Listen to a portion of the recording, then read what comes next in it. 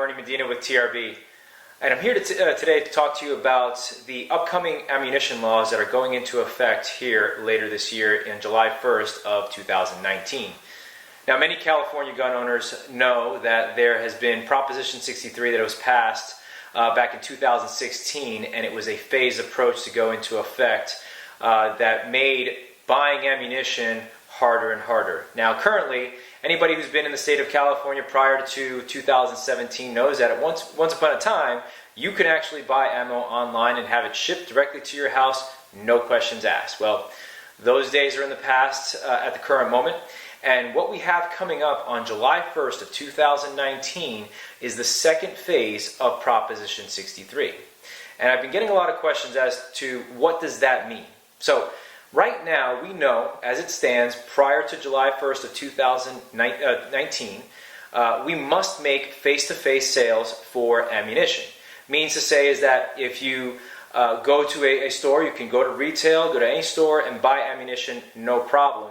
However, if you wanted to buy in bulk online, you would need to get it shipped to an ammunition vendor or an FFL and have them receive it for you at potentially a fee, and then pay a tax on that, and then buy it from there, and so on and so forth. But at some point, there must be a face-to-face transaction in order to buy the ammo here in California. Now, in July, coming up here, that's not going to change. Obviously, needs to be a face-to-face transaction, but there's one more layer that's going to be added into the law, and that is the background check.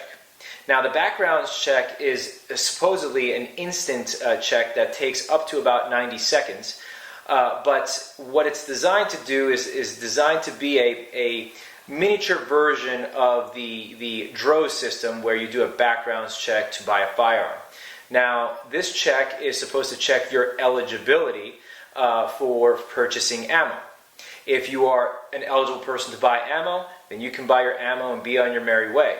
However, there is a fee to actually do that eligibility check, and that is currently $1. Now, it may not be a big deal to pay $1 for that background check, but let's just say that you were to buy an amount of ammo on Saturday, use that ammo or whatever you do, and want to come back on Sunday to buy more ammo. Well, you're paying $1 for the Saturday's purchase, and you're paying an extra $1 on top for Sunday's purchase.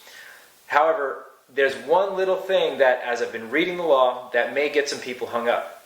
Now, in order for you to be an eligible person in the system, your information must match and must be correct. So where I see a lot of problems coming down the pipe is that if you move, let's just say, from the time you bought your firearm to the time that you're now buying ammunition, you moved or changed addresses. Well, there was no update in the system on your part to tell the DOJ as to where you moved or what have you. You might get hung up on, say, your address, or you might get hung up on a piece of information that might be incorrect. If that's the case, then you will not be allowed to buy that ammunition at that point in time. However, there is a fallback, and that fallback is the one-time eligibility check. For somebody who is disallowed or didn't pass the normal eligibility check, you can apply for the one-time eligibility, which is $19 and can take up to 10 days to process. A little arduous there, but if you're not eligible, then that's the step you have to go through. My recommendation is to make sure that before July 1 hits, make sure all your information on the DOJ and CFAR system, CFARS, is up to date, is accurate. That way, going into July 1st, you're not going to have any problems. Now, some additional questions that I've been getting around types of ammo. So, if you have a 9mm type firearm, many people have been asking me is, well, can I get, say, .223 ammo? Can I get .45 ammo even though I only have a 9mm registered to you? Yes, absolutely. You can go ahead and buy whatever type of caliber ammunition you like, but you need to have a firearm registered properly in your name in order for you to be an eligible person to buy ammunition. So there is no restriction at the current moment that would tie you to the specific caliber and type of ammunition that you're buying. Now, one thing that will be logged is that the seller will log the ammunition type, brand, caliber, and all the details about that sale. So they will have on record who you are and how much and what type of ammunition you bought. Another thing that is currently in play is that in order to buy handgun ammunition, you must be 21 years of age, and in order to buy a rifle or long gun ammunition, you must be 18 years of age. However, that may change in the not too distant future. And if you don't own a firearm, keep in mind that you will not be able to buy ammunition. You will not be an eligible person. So you must be a firearm owner in order to buy ammunition at this point in time coming in July 1st. If you go to a range and you want to buy range ammunition to be spent while you're at that range, there is no background check, there is no restrictions there. However, the rule is that whatever ammunition you buy from that range must be spent at that range and cannot leave the facility. So if you buy 100 rounds of ammunition and you only use 75, well, somebody's got to use that 25 because you can't leave the place with it. Another thing that people have been grumbling about or asking me is about making their own ammunition, doing reloads and loads. First of all, if you don't know how to reload ammunition, I highly recommend you do not do it or take a class, because reloading ammunition is a very careful skill, and if you don't do it right, you can hurt yourself or damage your firearm or just have bad results with what you're doing. I highly recommend that unless you know what you're doing with reloads, don't even attempt to do it. However, Proposition 63 does not regulate at the current moment, or anything with the laws in place, does not regulate the reloading of ammunition. So what does that mean for you reloaders? You can go out and you can get the pieces parts of what it makes to make a round. So you can buy your primers, you can buy your shell casings, you can buy your gunpowder, and then you can buy your bullets and slugs. So you can put them all together if you can properly reload. However, you cannot sell that ammunition unless you are an FFL or ammunition vendor.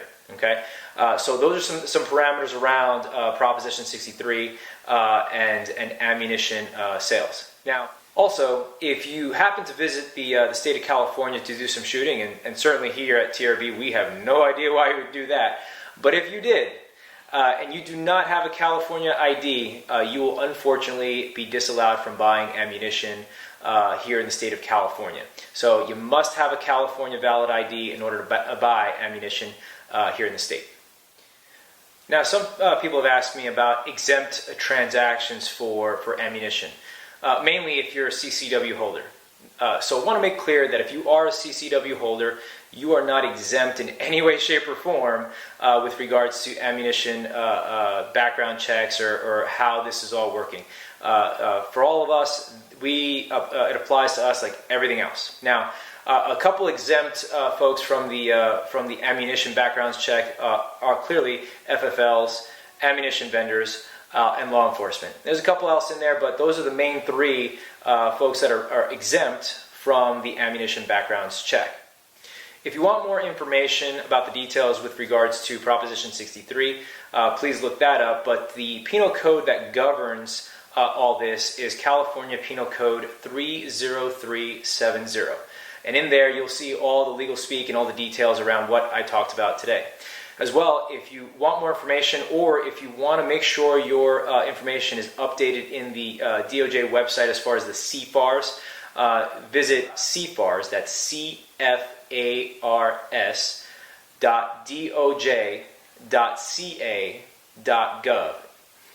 And in there you'll find all the information about that, as well as the opportunity to update your information before you go and do that eligibility check, before you get into some trouble there. Thank you for joining me today on this video. I hope this was helpful for some folks with regards to questions around ammunition law changes coming up here in July. And my recommendation is, while ammunition is still somewhat easy to get, please go out and get as much ammunition as you can that'll last you for a little while, so you don't even have to worry about this stuff for some time. Thank you for joining me, and remember, train hard, train often, train TRB.